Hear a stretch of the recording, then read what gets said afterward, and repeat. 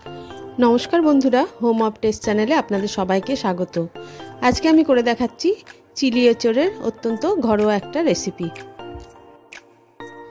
200 ग्राम एचोर आमी एकटु नुन दिए भालोमतो सेদ্ধ करे नियेछि 5-7 मिनिट मतो।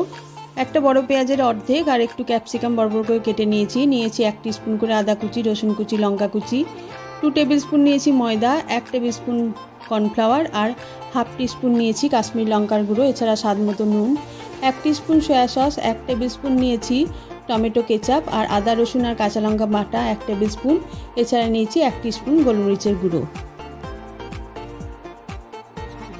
এরপরে এঁচোড়টার মধ্যে অল্প একটু নুন মাখিয়ে নিলাম। সেদ্ধ করার সময় যদি আমার অল্প একটু নুন দেওয়া ছিল। তারপরে একে একে আদা রসুন কাঁচা লঙ্কা বাটা, গোলমরিচের গুঁড়ো, সাদা ময়দা, কর্নফ্লাওয়ার আর কাশ্মীরি লঙ্কার গুঁড়ো দিয়ে ভালোভাবে মিশিয়ে নিলাম।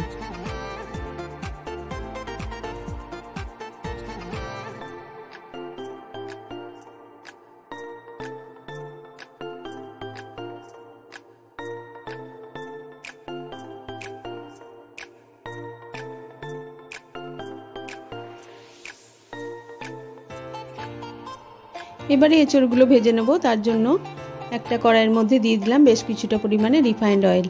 তেলটা আমার ভালোমতো গরম হয়ে গেলে একে একে এঁচড়গুলো দিয়ে ভালোভাবে কড়া করে ভেজে নেব।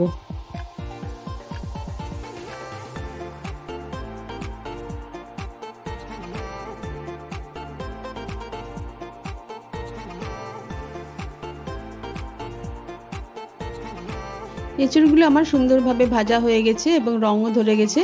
সমস্ত এঁচড়গুলো একে একে ভেজে আমি তুলে নিলাম। এবারে এঁচড় ভাজার তেলটা আমি কিছুটা পরিমাণে তুলে নিলাম। 1 চামচ মতো তেল কড়াইয়ের মধ্যে রেখে দিলাম। এবারে ওই তেলের মধ্যে দিয়ে দিলাম একে একে রসুন কুচি, আদা কুচি আর লঙ্কা কুচিটা। তারপরে 30 সেকেন্ড মতো নাড়াচাড়া করে পেঁয়াজ আর ক্যাপসিকাম যে বড় করে কেটে রেখেছিলাম সেগুলো দিয়ে আরও 1 মিনিট মতো ভালোভাবে মিশিয়ে নিলাম। এরপরে দিয়ে দিলাম সয়া সস আর টমেটো সসটা। তারপরে একবার মিশিয়ে নিয়ে 1 চামচ আমি কর্নফ্লাওয়ার রেখে দিয়েছিলাম, সেটা একটু জলে গুলে পাতলা করে এর মধ্যে দিয়ে দিলাম।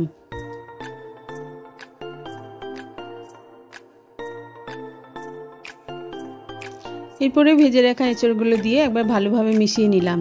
আমার একটু নুন কম মনে হচ্ছিল, তার জন্য একটু নুন দিয়ে দিয়েছি। তারপরে আমি গ্যাসটা নাড়াচাড়া করে বন্ধ করে দিলাম।